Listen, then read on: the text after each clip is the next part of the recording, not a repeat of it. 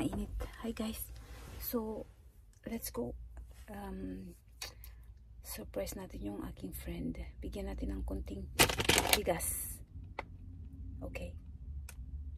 Bye. Ayan na guys. Kunti lang naman. Surprise ko lang sila. Okay. Katok na tayo.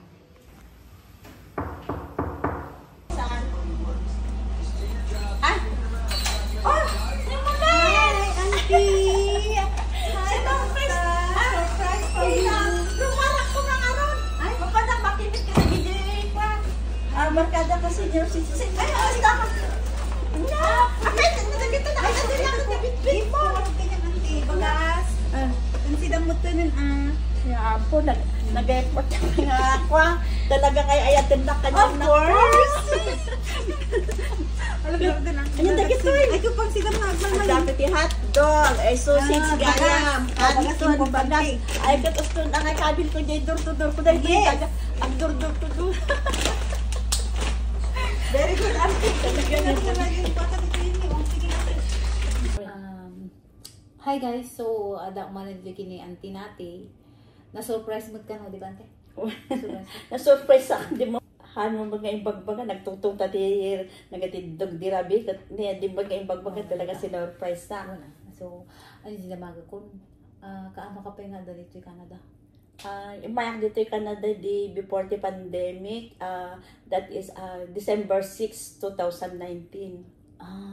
Well. So, nuhan yung amo ni auntie nati guys. Ni auntie nati, mama ti friend ko, di Hong Kong Pai. So, dati kami Canada. Aga mo kami. Well, nako. Tapos, anyano ka na ko dito sa Canada. Ay, pinagkunak dito yung Canada. Ta medyo kuakmutin. Going 5 years takto no January 6. So, nag-beat niya. Tapos lakailan lang hindi nagpupuyot tayo di sang-sangput ko. Ti makunak mo dito yung Canada. I-compare ko mo dyan Pilipinas sa tayo. So, ti lugar tayo. Ad-adayo ang mga napinpintas dito yung akong takwa. Dito yung kita ka robam, awan ti Marites. Di ba? Number 1 day dyan, malaya ka, walang awan ti makibibiyang kanya, kasta. Iso nga very peaceful ti biyag tayo dito, ti kwala, kan may sapay, ano ti trabaho niya. Iso day dyan, dito no, tourist ak nga ron, pasarayak mo't mapalagpasyar Pintas nga rubiyag na antig, patur-tur lang, tour. Diba, ante? Isa nga rin ti interview na hindi immigration kanya.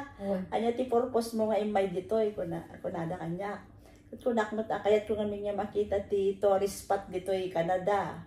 Isa nga, dahil ti interview na hindi kanya immigration dito. Oo, iso. Tapos, and then sinasundan mo manong bulan ko dito, how long do you stay here? So, iba ka 6 months, di ba 6 months to talaga, tourist ka. Ni agbobo, otak magganit. Wala nang enjoy ka, nag-enjoy ka dito. Nag-enjoy ako, syempre, tadamang, dito pamilya dito, yun, dadatres yun kanya ko say na, dati, small family kami, matlaan. Supay, upat kami. Santo guys, ni auntie natin, bakasyon di Pilipinas. As vegan, di ba ante? Wala. Banak mo pa yung subli? Ay, depende to mabalbanin lang ako kanya may tagis ti jay Pilipinas.